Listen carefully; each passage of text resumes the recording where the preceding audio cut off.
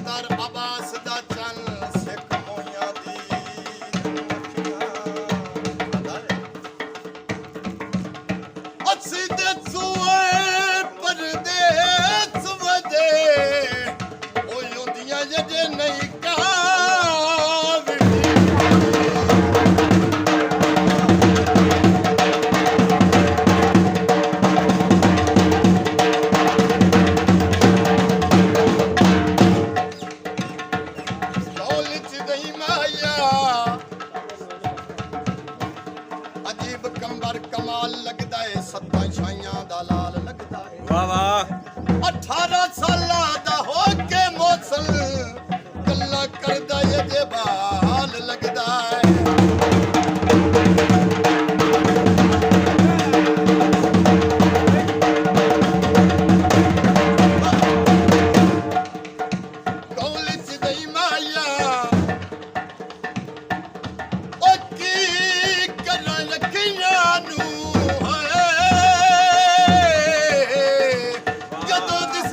नहीं